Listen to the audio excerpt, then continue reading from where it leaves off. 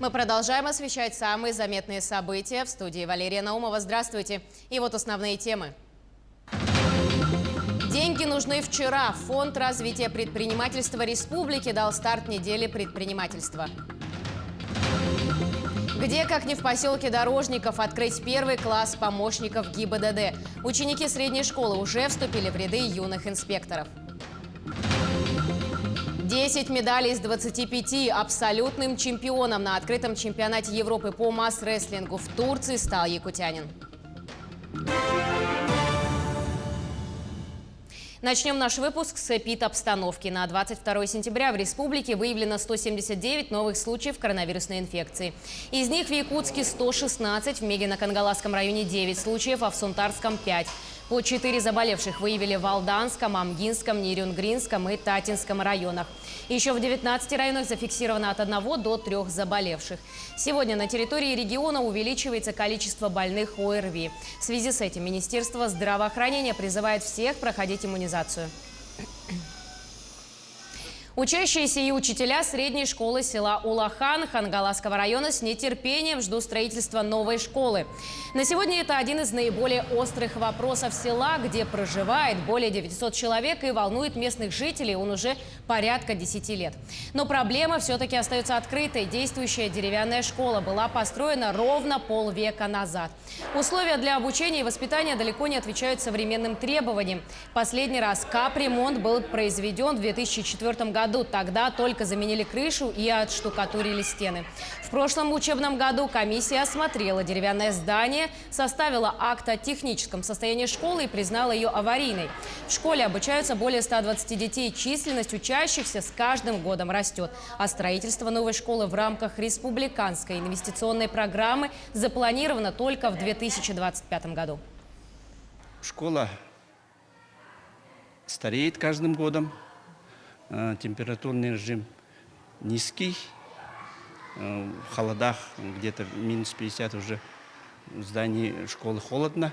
В 2020 году школа признана ветхой, включена в инвестпрограмму в 2025 году.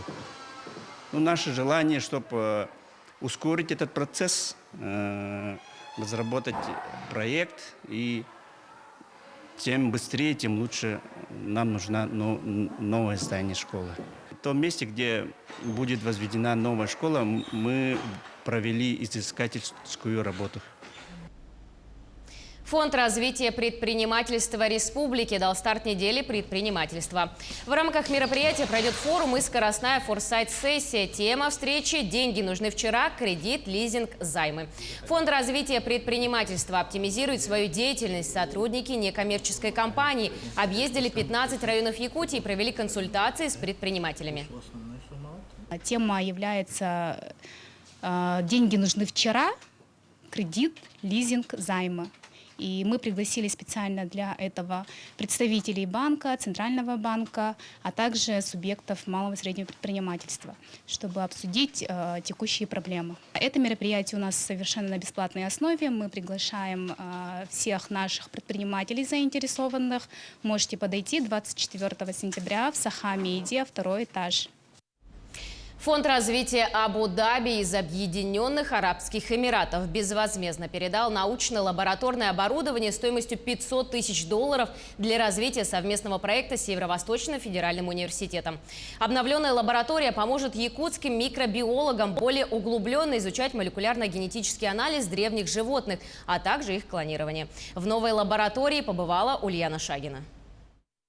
Возрождение мамонта и других ископаемых животных. Именно так звучит совместный проект якутских и корейских биологов, которые с недавнего времени переехали в Абу-Даби и именно оттуда ведут всю научную деятельность. Я очень рад, что наш фонд развития Абу-Даби начал сотрудничать с Северо-Восточным федеральным университетом в России. Надеюсь, что мы начнем совместное изучение ископаемых животных, будем обрабатывать полученную информацию и в ближайшем будущем сможем рассказать о каких-то интересных результатах исследований. Из-за ковида многие совместные планы были отменены, но быстро наверстываются, ведь теперь для работы есть все необходимое. Это различные инкубаторы газовые, микроскопы разные, боксы биологической безопасности, ну и общелабораторное оборудование. Один из новых лабораторных гаджетов – инвертированный люминесцентный микроскоп. Он системой визуализации, с помощью которой в режиме онлайн можно наблюдать за движением различных клеток. Пока что все оборудование окончательно не установили, но, как говорят сами ученые, как только здесь начнет все работать, якутские ученые смогут даже заниматься клонированием животных.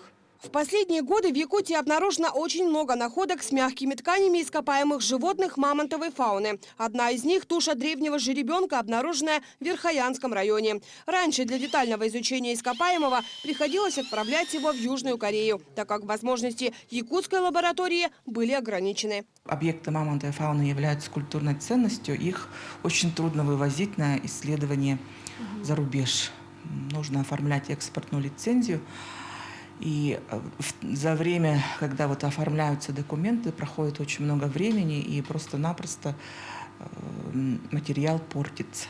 Новым возможностям рады и аспиранты-микробиологи. Если они раньше занимались в основном генетикой, то теперь начнут подробнее изучать клетки древних животных. Ну да, планирую работать с клетками.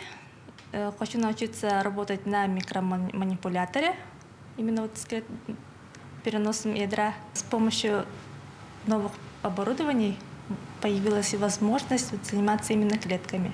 Помимо лаборатории, на грантовые деньги закуплена интерактивная техника, современный аудиогид и оборудование для экспедиций для музея Мамонта. Выделение Северо-Восточному университету грантовой субсидии – первый случай в России оказания финансовой поддержки Фондом развития Абу-Даби. Ульяна Шагина, Семен Семенов, Якутск.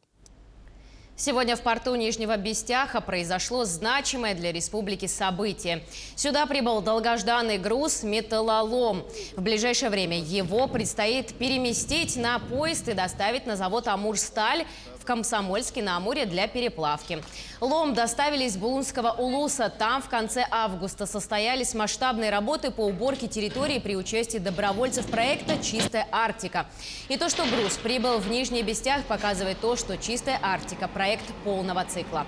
Его участники не просто собирают мусор, все отходы идут на утилизацию. Отмечу, что старт проекта состоялся в Общественной палате Российской Федерации. Там же Всероссийская общественная организация «Зеленый патруль» выступила с инициативой создания специального фонда, председателем которого стал глава Минприроды России Александр Козлов. Рабочую группу по реализации проекта «Чистая Арктика» возглавляет глава Якутии Айсан Николаев. Очень большой энтузиазм вызвало это мероприятие. Население очень поддержало это начинание. Правительство Республики Саха-Якутия, Министерство по развитию Арктики, постоянное представительство Республики Саха-Якутия в Москве. Все активно поддержали этот проект и считаем, что в будущем нам необходимо продолжать эту работу, уборку металлолома во всех арктических районах Республики Саха-Якутия, побережья морского нашей республики. И видим будущее, что мы очистим Арктику в течение до 2025 года. В Тампонском районе ученики Теплоключевской средней школы вступили в ряды юных инспекторов дорожного движения. Примечательно, что именно в поселке Дорожников, через который пролегает федеральная автодорога Колыма, открыт первый в районе класс помощников ГИБДД. Сегодня в Теплоключевской средней школе торжественный день. Шестиклассники стали юными инспекторами дорожного движения. Новобранцам начальник Тампонской ГИБДД Петр Солдатов вручил памятки юных пешеходов и плюшевый жезл регулировщика. Сейчас в наше время случается очень много аварий, как легковушек, так и тяжелых машин. И зачем же я стал таким инспектором? Чтобы искать такие вот ДТП и сообщать об этом сотрудникам особых учреждений. Я очень рад, что меня выбрали юным инспектором дорожного движения. Для меня это честь. В малокомплектной школе поселка Дорожников «Теплый ключ» обучается всего 61 ученик. Но это единственная школа района, которая трижды становилась победителем районного конкурса «Безопасное колесо» и обладателем сразу 3 велосипедов. В этот день между Тампонским управлением образования и ГИБДД подписано соглашение о сотрудничестве и взаимодействии в организации работы по профилактике детского дорожно-транспортного травматизма. Данное соглашение позволит нам более тесно осуществлять координацию нашей работы по профилактике детского дорожно-транспортного травматизма. Открытие первого класса инспекторов дорожного движения на базе Теплоключевской школы, оно является началом большой плодотворной работы по сохранению здоровья и безопасности наших детей. После профилактических бесед со школьниками сотрудники ГИБДД и юные помощники вышли на центральную дорогу Колыма, которая пролегает недалеко от школы. Ребята на практике показали свои знания правил дорожного движения. Мария Винокурова, Богдан Тиянич, поселок Теплый Ключ, Тампонский район. В якутский кинопрокат выходит комедийный блокбастер «Враги по крови». На больших экранах фильм покажут уже завтра. Комедийный боевик повествует о вражде двух братьев-близнецов – Мотора и ее тук Лехи, разлученных в младенчестве. Обе роли исполнил Алексей Михайлов. По словам главного героя, было сложно совместить в кадре близнецов, однако съемочная группа справилась с задачей. Кинокартина должна была выйти еще в прошлом году, но из-за пандемии сроки были перенесены. В Якутске прошла пресс-конференция по итогам второго этапа Кубка мира по масс-рестлингу и открытого чемпионата Европы, проходившего в Турции. Во втором этапе Кубка мира приняли участие более 100 спортсменов из 12 стран. Они соревновались по 9 весовым категориям среди мужчин и по 5 среди женщин.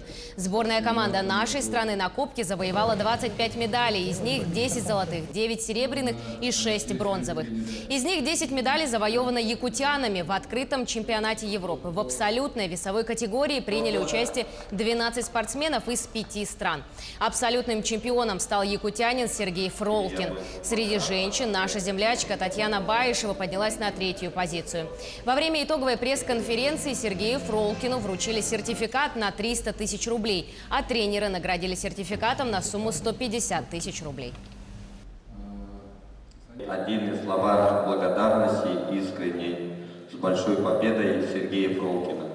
Сергей, ты молодец, действительно в супертяжелом весе стать абсолютным чемпионом и выиграть у настоящего легенды масс-рестлинга Виктора Калибарчука, это дорогого стоит.